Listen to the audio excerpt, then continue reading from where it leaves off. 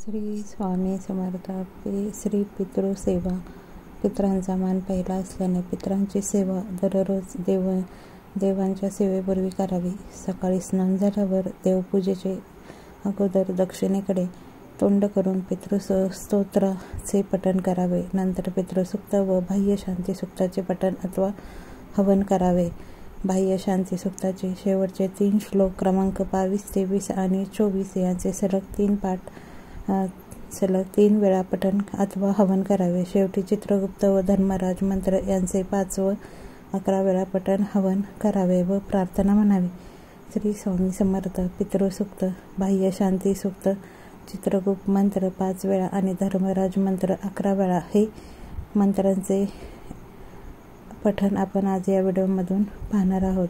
Tip: सर्व प्रकारच्या पितृदोषांच्या व सर्व मनोकामना पूर्तीसाठी हे स्तोत्र नेहमी सकाळी पूजे अगोदर दक्षिणाभिमुख बसून वाचावे, म्हणजे दक्षिणेकडे तोंड करून. पितृदोष शांत होण्यासाठी उपाय: पितृगायत्री मंत्र ब्रह्मपुराणात देण्यात आलेला आहे. या मंत्राचा 1 किंवा त्याहून अधिक जप रोज केल्यास पितृदोष नक्कीच फायदा होतो. पितृदोषात नक्कीच फायदा होतो, म्हणजे पितृदोष नक्की कमी होतो. मंत्र: देवताभ्या पितृभ्यश्च महायोगिभ्य एव च नमः स्वाहाय स्वधाय नममेव नमो नमः नित्यमेव नमो नमः. मार्कंड पुराण. या चमत्कारी पितृस्तोत्राचे नियमित पठण केल्याने पितर प्रसन्न होतात आणि स्तुती करणाऱ्यांच्या मनोकामना पूर्ण होतात. पुराणोक्त पितृसूक्त: अर्चितानां मूर्तानां पितॄणां दीपतेजसां नमस्यामि सदा तेषां ध्यानिनां दिव्यचक्षुषाम् इंद्रादीनां च नेतारो दक्षमारीचयोस्तान् नमस्याम्यहं सर्वानां पितॄणां सुदधावपिहा नक्षत्राणां गृहाणामच वायव्यगर्भस्थान् घाव्या पृथ्व्योच तथा नमस्यामि कृताञ्जलि देवर्षीणां जनतिस्तृशं सर्वे लोकैक नमस्कार कृतम् अक्षस्य सदा द्रातुं नमस्ये अहं कृताञ्जलि प्रजापतं कश्यपाय सोमाय वरुणाय च योगेश्वराभ्या च सदा नमस्यामि कृताञ्जलि नमो गणेशाभ्यः सप्तभ्यः सत्था लोकेषु सप्तसु स्वयंभुवे नमस्यामि ब्रह्मे योगचक्षुषे सोमाधारान् पितृगणां योगमूर्तिधरा सन्दा नमस्यामि तथा सोमं पितरं जगताम् अहम् अग्निरूपस्थायवान्य नमस्यामि पितॄनहम् अग्निशोममयं विश्वं यतदशेतशतः एतु तेजसी ये चोते सोमसूर्याग्निमूर्तया जगत्स्वरूपिणश्चैवा तथा ब्रह्मस्वरूपिण्यः तेभ्योऽखिलेभ्यो योगिभ्यः पितृभ्यो यतमानसः नमो नमो नमस्ते मे प्रसीदन्तु स्वादाभुजः. पितृस्तोत्र. या पितृस्तोत्राचा मराठीमध्ये अर्थ: अमूर्त, अत्यंत तेजस्वी, ध्यानी आणि दिव्य दृष्टी लाभलेल्या अशा पूर्वजांना मी नेहमी नमस्कार करते. इंद्र, दक्ष, मारी, सप्तऋषी आणि इतर देवतांचे नेते जे मनोकामना पूर्ण करतात त्यांना मी नमन करतो.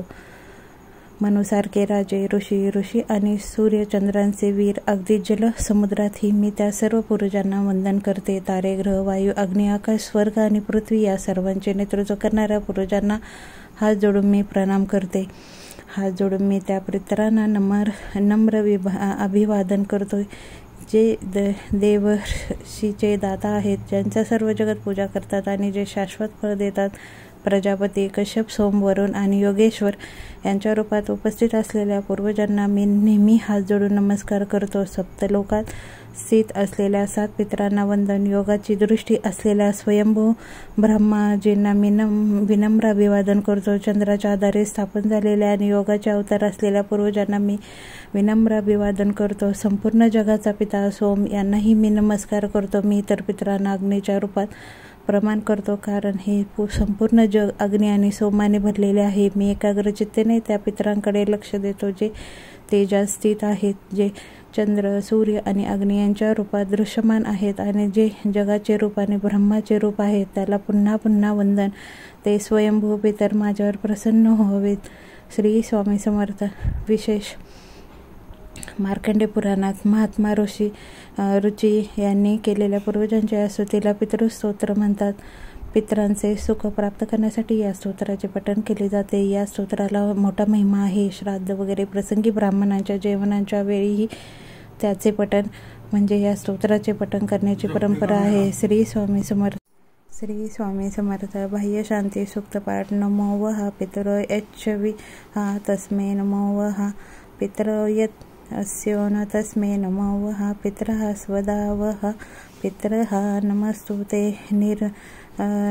निवृते ते तिग्मतेजोस्मनाक विवृत्ता बंध पश्चान यममह्यं पुनरति त्वा ददाति तस्मै यमाय नमस्ते मृत्योवे नमो स्वसिताय नमस्तीर चिराहजे स्वजाय ब्रवे नमो नमो देवजनेभ्यः नमः शीताय तक्मने रुराय शोजिषे कृणोमि यो अन्वे भयिति तृतीयकाय नमस्तुते तक्मेने नमस्ते अधिवाकाय परावाकाय ते नमः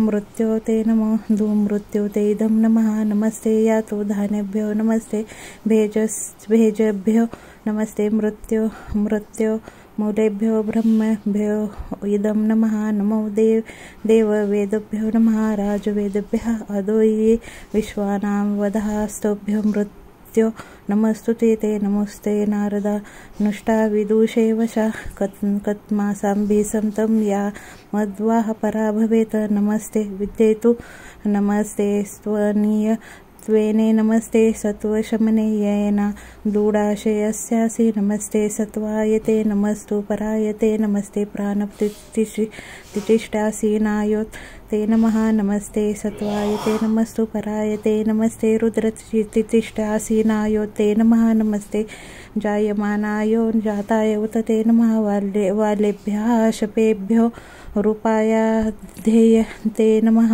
नमस्ते प्राणाक्रंदाय नमस्ते सत्वायित्वेने नमस्ते प्राणाविद्युते नमस्ते प्राणवर्षते नमस्ते प्राणोत नमो सत्वपानाते पराचीनायते नमः प्रतिचिनायते नमः सर्वस्मेत इदं नमः नमस्ते राजं वरुणासुनं मन्वे विश्वहग्रे निहग्रये नीचकेशि दुग्धं सहस्रमान्यानं प्रसुवामि साकं शतं जीविते शारद सेवायं नमस्ते रुद्रस्य ते नमः प्रतिहिताय नमः विसृज्यमानाय नमो निपतिताय नमस्ते लाडगलेभ्यो नमः ईशायुगेभ्यो विरुतक्षेत्रियनाशन्यपक्षेत्रियमुच्यते नमो गंधर्वस्य नमसे नमो भामाय चक्षुचक्रु नमः विश्वसो ब्रह्मते नमोभि जयाप्सराः परेहि नमो यमाय नमोस्ते मृत्युवे नमः पितृभ्यो ते यतान्ति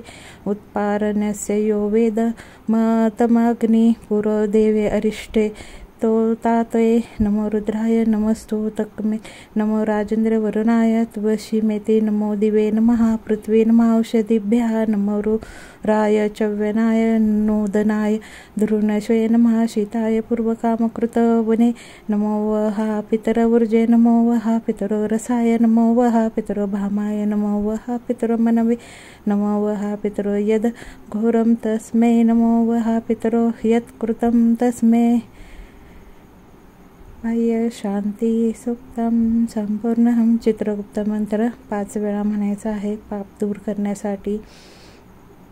चित्रगुप्त मंत्र साधना. पाप दूर करण्यासाठी चित्रगुप्त मंत्र ही येते आणि स्वर्गातील जीवनातील सर्व नकारात्मक पैलू दूर करण्यासाठी एक दैवी साधना आहे. चित्रगुप्त हा ब्रह्मदेवांच्या आत्म्यापासून आणि मनापासून निर्माण झाला असे मानले जाते आणि त्यामुळे त्याला वेद लिहिण्याचा अधिकार दिला आहे. पाप दूर करण्यासाठी चित्रगुप्त मंत्र हे येते आणि स्वर्गातील जीवनातील सर्व नकारात्मक पैलू दूर करण्यासाठी एक दैवी साधन आहे. चित्रगुप्त फक्त त्याच्या विविध जन्मकाळात माणसांचा हिशोब ठेवतो. त्याचा मुख्य उद्देश नरक किंवा स्वर्गातील स्थान निश्चित करणे आणि त्याद्वारे विविध प्रकारच्या भिक्षा देऊन सर्व पापे दूर करणे आणि बक्षिसे देखील प्रदान करणे हा आहे. चित्रगुप्त हा पाप आणि कर्माचा मुख्य लेखापाल आहे. या चित्रगुप्त मंत्राच्या जपाने पापापासून नक्कीच मुक्ती मिळते आणि या पितृपंधरवड्यात आपण चित्रगुप्त मंत्राचा नेहमी पाठ करावा. चित्रगुप्त मंत्राचा पाठ केल्याने चित्रगुप्त केवळ चांगल्या कर्मांची गणना करतो आणि पापाची मोजणी टाळतो. चित्रगुप्त हा एक हिंदू देव आहे. त्याला पृथ्वीवरील मानवांच्या कृतीची संपूर्ण नोंद ठेवण्याचे आणि त्याच्या कर्मानुसार त्यांना शिक्षा किंवा बक्षीस देण्याचे काम दिले गेले आहे. ज्यांच्या मृत्यूनंतर पृथ्वीवरील त्याच्या कृतीवर अवलंबून मानवांसाठी स्वर्ग किंवा नरक ठरवण्याचे काम चित्रगुप्ताकडे आहे. चित्रगुप्त हा ब्रह्मदेवांचा 17वा मानसपुरुष आहे. चित्रगुप्त हा ब्रह्मदेवांच्या आत्म्यापासून आणि मनातून निर्माण झालेला असे मानले जाते आणि अशा प्रकारे त्याला क्षत्रियांच्या कर्तव्यासह ब्राह्मणांप्रमाणे वेद लिहिण्याचा अधिकार दिला जातो. तो मृत्यूचा देव यमराज सोबत असतो. चित्रगुप्त मंत्र सर्व पापोंका नाश करण्यासाठी आहे. चित्रगुप्त मंत्र ओम नमो विचित्राय धर्मलेखकाय यमवाहिकाधिकारिणे मलव्योम जनम संपत्प्रलय कथये स्वाहा. धर्मराज मंत्र 11 वेळा ओम क्रूम ह्रीम आम वैवस्ताय धर्मराजाय भक्तानुगृहे कृते नमः. पठण हवन झाल्यानंतर दक्षिणेकडे डोके टेकून मनात धर्मराज मंत्र जप आणि होम समान उपायामध्ये सर्व वरदान प्राप्त करणार, आयुष्य वाढवणार आणि भविष्यातील समस्या दूर करण्यासाठी धर्मराज मंत्राचा जप करणे आवश्यक आहे. धर्मराज मंत्र जप आणि होम समान उपायामध्ये सर्व वरदान प्राप्त करणार, आयुष्य वाढवणार आणि भविष्यातील समस्या दूर करून भगवान धर्मराजाची उपासना केल्याने व्यक्तीला सर्व वेदना संकटापासून मुक्ती मिळते आणि दीर्घायुष्य मिळते. धर्मराज हा सूर्याचा पुत्र आणि शुक्राचा भाऊ आहे. म्हणून धर्मराजाचे आवाहन करणे म्हणजे शुक्र आणि सूर्य यांचे आवाहन करणे आणि समान उपायाने सर्व वरदान मिळते. सर्व समस्यांचे निराकरण होते आणि आनंदाचे राज्य होते. सध्याच्या युगात धर्मराजाचा विधी खूप उपयुक्त आहे आणि जीवनात सिद्धी आणि स्थिरतेचे इच्छित परिणाम देते. हा विधी केल्याने मनातील गडबड दूर करून ते शुद्ध, तंदुरुस्त आणि दबावमुक्त बनवता येते. विधी केवळ वर्तमान समस्यावर उपाय शोधण्यास मदत करत नाही, तर भविष्यात समस्या उद्भवण्यापासून प्रतिबिंबित करते.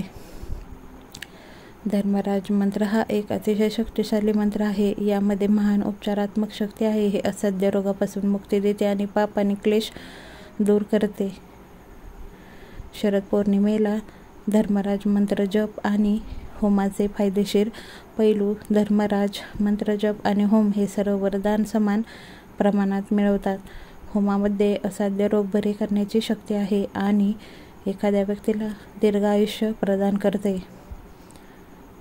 हे विधी केवळ वर्तमान काळातच नव्हे तर भविष्यातील समस्यांवरही आराम मिळवण्याचे साधन आहे. होम केल्याने चंद्राचे नातेवाईक म्हणजे सूर्य आणि शुक्र यांना आवाहन केले जाते. मानसिक दबाव, अस्वस्थता आणि शारीरिक वेदनांपासून आराम मिळवता येईल. त्यामुळे धर्मराज मंत्राचे नक्की पठण करावे. पुढील प्रार्थना 3 वेळा म्हणावी.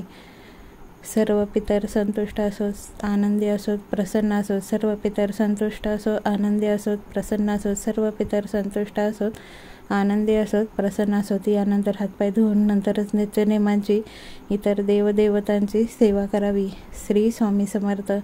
या पितृपाठामध्ये या सर्व सूक्तांचे एकदा तरी तुम्ही नक्कीच पठण करावे. श्री स्वामी समर्थ.